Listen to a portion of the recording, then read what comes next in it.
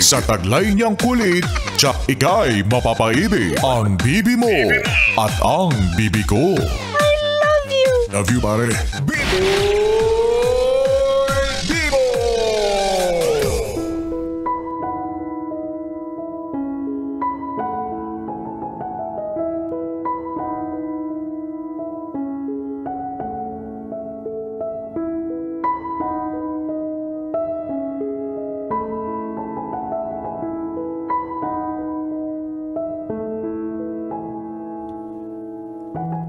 Bibi, nasa pagkakataon ka ba ng buhay kung saan ay naiisip mong tila hindi ka pa rin nagtatagumpay?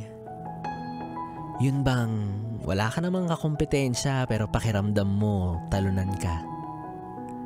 Sarili mo lang ang tanging kalaban, kaya tuloy mas lalo kang nahihirapan. Ayaw mo sanang magkumpara pero hindi mo maiwasan ihambing yung kung ano ang meron sila sa mga bagay na wala ka. Ang daming tanong sa iyong isipan, gaya ng, bakit sila may magarang sasakyan? Malayang nakakapunta kahit saan? Bakit sila may panggala na umaabot pa hanggang sa ibang bansa? Bakit sila nakakakain sa mga mamahaling resto tapos yung bill umaabot pa ng libo-libo? Bakit sila nakakapagkape ng overprice samantalang isang set na ng pagkain mo yung presyo nun, may kasama pang extra rice? At may isip mong, sa bagay, pinaghirapan naman nila yun. Kaya tuloy, magagawi ka na naman sa mga bagong question. Kung nagagawa at kaya nila, bakit feeling mo hindi mo sila magaya? Paano ba yung formula ng paggastos nila? Paano ba magkaroon ng malaking kita? Paano ba magpakapagod tapos may malalasap kang saya? Hindi ko rin alam.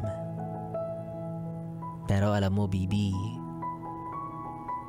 gusto ko lang sabihin sa'yo na tama na sa pagkukumpara ng sarili mo sa iba. Huwag mo naman masyadong ibaba yung tingin mo sa sarili mo.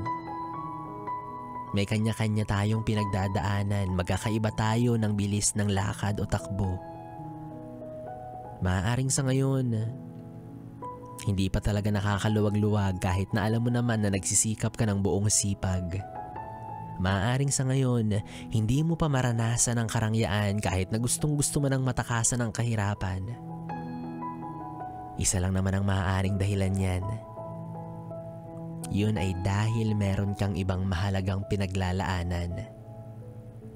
Lahat ng luho mababaliwala yan at mawawala ng saysay lalo na kung hindi mo alam ang mga prioridad mo sa buhay. Kaya ang mahalaga, lagi mong natutugunan ang mga pangangailangan. Kaya naman madalas, na isasantabi mo ang mga bagay na iyong kagustuhan. Huwag kang mag-alala.